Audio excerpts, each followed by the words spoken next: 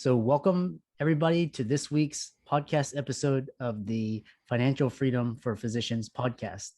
I'm your host, Dr. Christopher Liu. And as you know, we emphasize four types of freedom on this podcast. The first is financial, second is location, time, and emotional freedom. So, today's guest, Dr. Jeremy Toffle, who is a podcast and host and blogger of the Imperfect Dad MD, will talk to us about all about emotional freedom. So, without much ado, we'll bring Dr.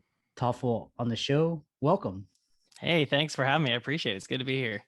Yeah, I'm really excited that we're able to collaborate together. We're both part of the Doctors Podcast Network, Yeah. and I'm just interested. I think podcasting is really a really cool medium. So tell us your story, where you came from, how the show came about. I want to hear all about it. Absolutely. Yeah. So, as you said, I'm a blogger and podcaster, but that's, only been about 14 to 15 months of my life. So, before that, yeah, I was just a, general pediatrician, I guess. But, so yeah, I work in general pediatrics in a clinic. I'm married, I have two boys, and, I grew up kind of out east in West Virginia, but we kind of we reside in Omaha, Nebraska now. So, we're working my way. I think I'm going to stop here. I don't think I'm going to go any further west at this point, but yeah, so, of course, everything changed 14, 15 months ago with COVID. And I think when you talk to a lot of people now, that's kind of where their stories start, with some situations, it feels like, but of course mine did too, because, working as a general pediatrician in a clinic, when COVID started, the goal was don't bring anybody in, because we didn't know what was going on. We didn't know how these infections spread, things like that. So, we had very, very small numbers of patients coming in on a daily basis. And so I was finding myself going home early, spending more time with my family, with my kids who were also at home stuck because they couldn't go to school, they couldn't do activities. And before that, you think you're doing a good job as a parent, because you get home at the end of the day and that you only have those set amount of hours before they go to bed, and so you really just have to rock it for those set amount of time. But then when you're thrown in this situation where nope, you're going to be home all day with them, it's a different world, and you think you're doing a good job, but um, definitely some days are struggles. And as physicians, we are fostered and grown to do our best and to not fail. And when you are a pediatrician and then a parent, everybody expects you to not fail as a parent, because you're supposed to know this stuff, because that's what you're supposed to be teaching everybody else when they see you in the clinic. And I quickly realized that there was still more growth for me. Absolutely. When you talk about emotion, you talk about time, those are big topics when it comes to parenting. And so that's when I just started, I kind of started writing my thoughts down, started the blog, and that really just kind of grew. And over time, just it turned into a podcast. And so That's awesome. Yeah, I remember just at the peak of the pandemic, just there's so many people got creative with social media, just so many new business models. And, a lot of these business models are going to be here to stay. They're just going to adapt. So, and it's absolutely. awesome. It's awesome that everybody, they took a negative situation and, and learned from it and turned it into a positive, which is what Yeah. you're doing. Yeah. And I think that's, I mean, yeah, the pandemic brought a lot of negative things, but you're totally right there. I mean, when you think about what's come out of it, there's a lot of positives. I mean, it stinks that it took what it took to get there with it, but I mean, I think it's, I know you focus a lot with on physicians and kind of things they've done, and those things too with your podcast and what you've done in the past. And, um, physicians are super creative. You just have to give them that chance. And when we're not working and we're not allowed to work, now we have a chance to figure something out, because we're not focused on books or focused on charts or focused on patients. And so it's like, okay, I got to use my brain somehow. So I think it's pretty cool just to see how creative those in the physician realm get with this stuff. Yeah. So Yeah. tell us about what is your blog and what is your podcast? What's it about? Yeah. What does it promote? Who's it reaching? Yeah, so that's it's kind of evolved over time. When I first started it, it was kind of more specifically dad focused, not just physician dad, but dad focused, and that was because I was trying to figure out things as a dad. And um, it's again talking about that failure component. It's you don't want to feel like you're failing, because our culture is very much set up to not be a failure society. So if you fail at school, you get a bad grade in your test, which then affects, how you can do later on in life. And of course, going into medicine, you fail anything in school, you're not going into medicine most of the time. Or if you fail something in med school, you're not getting into the residency you want, or you're not matching and or getting the job you want. And so that the concept of failure is really like just really ingrained in us, that it's such a bad and negative thing. But then when you look at your kids and they're trying to walk, they don't see failure as a negative. They get up, they take a couple steps, they fall on their face, they laugh, they get up and they do it again, right? Failure, hey, they failed, they fell down, but you know what they did? They just got up and kept walking, kept trying, and eventually they figured it out. And so, failure is such a big part of life, and I don't think we look at it that way enough. And so it took me a little bit to really just embrace this sense of failure. And so I always just say, like, embrace your imperfections, because we tend to see imperfections as a negative thing, and really that they're what make us who we are. They help us grow into the people that we want to become. And we never stop learning unless you just lay around all day and watch TV, which some people do. But it's just that concept of learning to embrace it. So, when I started the blog, it was really me just trying to put my thoughts to paper. And I'm not a big writer. I mean, you ask my wife, she had to correct my grammar very early on. I made sure she read through my articles, because I'm just not a big writer. At least I wasn't. But it really, initially, the blog just started as a way for me to talk about my thoughts as a dad, get other people's thoughts on it. And then, as it evolved, I would throw things in there about COVID, because that's what everybody was talking about. And I do woodworking on the side. So talking about hobbies, which is, again, it's a big part of being a parent, because you got to have your hobbies. I mean, you got to take care of yourself and find those escapes and things like that. So I talked about that a little bit. But, I quickly, well, not quickly, it took me a while to realize this, but dads just don't really sit around and read blogs all day. I think moms do a little bit more than dads. And so I realized, people were reading it, but the people that would comment and talk back about my information tended to be more moms, which was fine. It was great. It was cool to see, like, hey, these moms are getting some great, tips out of this from a parenting perspective. But my goal really was to focus on that dad side of it. Cause I don't feel like there's as much resources from a dad side out there. You look at how the generations have kind of changed, and for good reasons. But for the dad role, it used to be you go to work, you come home, and that's your job. I mean, that's what you do. You don't do anything else.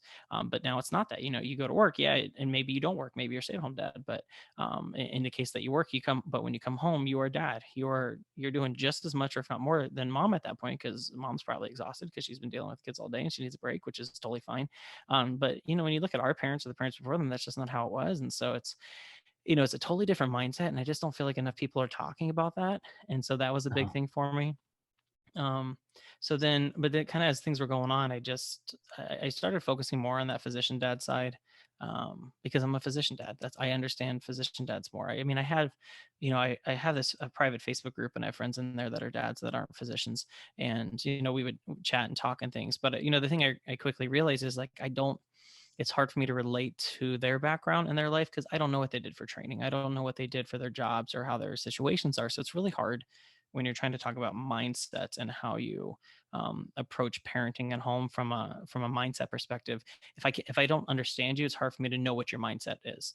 Whereas in physicians, like, I understand it better. I know the training you had to go through. I know the testing. I know the rigorous lifestyle. I know like all the expectations of that.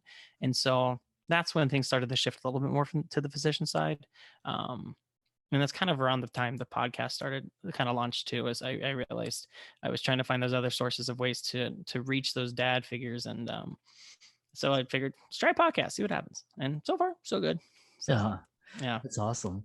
I really resonate with the concept of failure, because in business and entrepreneurship, you have to fail.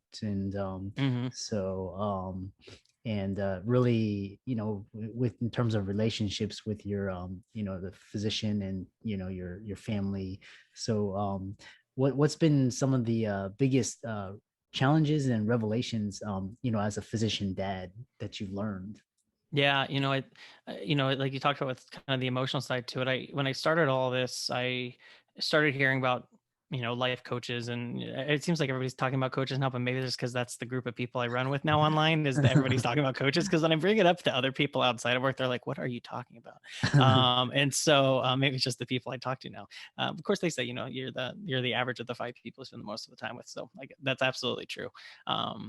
But talking with them, I started really looking into that and looking at the mindset practices and how your thoughts affect everything based on circumstances. And when I get frustrated with my kids, it's not me being frustrated with my kids doing something, it's me being frustrated with myself, either because I didn't respond the right way to my kids, or my kids are acting a certain way because I somehow inherently taught them to act that way, and I have to now figure out a way to not do it.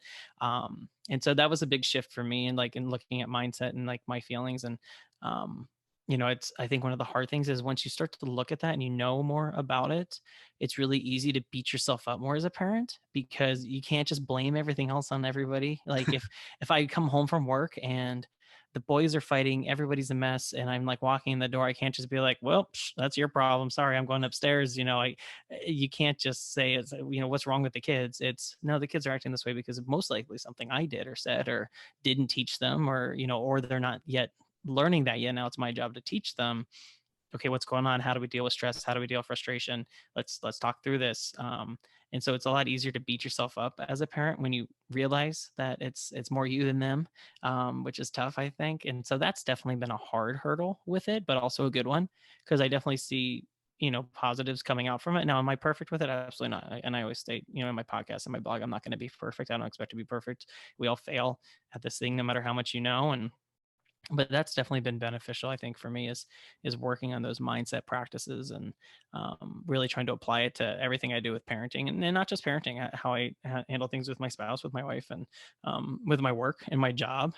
Because it's easy to get frustrated with things at work and bring it home, and then if your mind's already in that negative mindset, it's really easy to become negative about everything else. And so that's been a struggle. I mean, that's practice. I mean, that's, you're trying to change routines that you've been doing since who knows when. And that takes time, and it's easy to beat yourself up when you screw up. But yeah, it's been good, but it's been hard. So yeah. It sounds like parenting is a skill. And do you find that some of your physician skills that you learn that you use in the clinic, and how does it help you become a better parent, or any physician skills that actually you need to be aware of when you're raising kids and being a dad?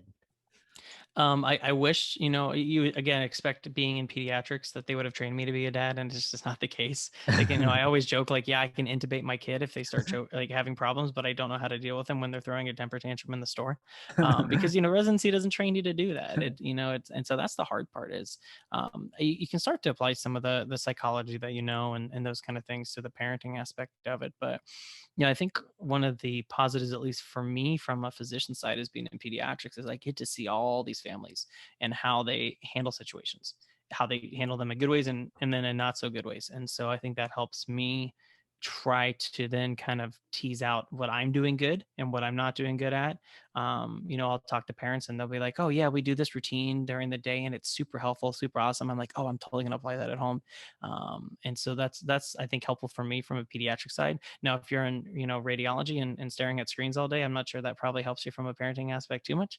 Although I guess when you get home, you're hopefully it's like staring at screens. And so you keep your kids from staring at screens. I don't know from outside from that though, I guess, but I definitely think the psychology side of it is helpful.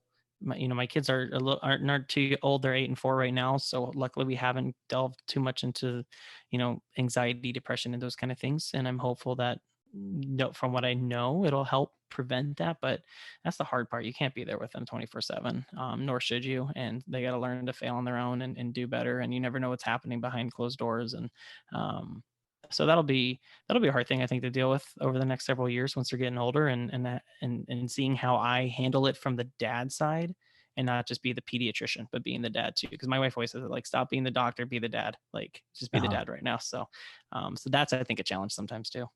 Yeah. So it sounds like as you grow and you build your family, and sounds like the podcast will continue to grow and evolve. So where do you see the podcast going, and the themes moving on in the next the future? Yeah, I think the great thing with doing a podcast on parenting is that your kids keep getting older, so it keeps bringing more struggles, so it gives you more material to work with. But I think the thing I always talk about on my podcast too, because when you look at a lot of like parenting blogs and podcasts and websites and those kind of things, they talk about, okay, this is how, they talk about the areas that you need to work on, and one of them is parenting.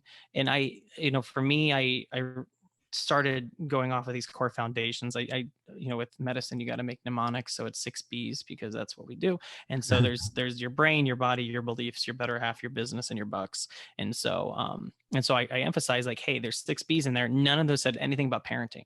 None of them was a B that said better dad or better parent or anything like that. And that's because, and the way I see parenting is not how we handle our kids. It's really, parenting is a direct reflection of who we are, right, as a person. I mean, our kids, our kids learn through direct learning and how we teach them things purposefully. But then it's those moments when we're not trying to teach them and we're responding to the real world situations, or responding to how they're acting. They learn from that probably even more than they do from the direct teaching that we do.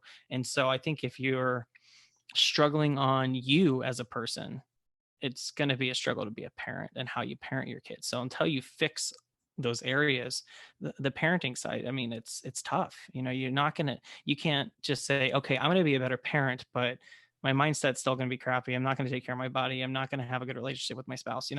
You can't be a good parent without any of those other things. So that tends to be my focus. And so, my hope is with the podcast, I'm going to continue to talk about those different areas, bring people on, talk about each of those, separately and in different ways, bring in experts in, like people like you who've, gotten through, you're already retired from medicine right now. And, Yeah. you've done some great things with business and that kind of stuff. So and that's great. That's awesome. And I think people need to hear about that because business really is a big part of being a parent. I mean, even if you're planning to work until you're 50 or 60, it's still how you discuss your business, how you handle it, your time management, how much time you're spending at the office versus home, all those things. I mean, that's really directed towards parenting too. And so there's a lot of topics that you can cover with that. So That's awesome. yeah. Yeah, we look forward to hearing more episodes from you, and we also hope to bring you back on the show in the near future. So, Yeah, that'd be great. um, Yeah. so if people were interested in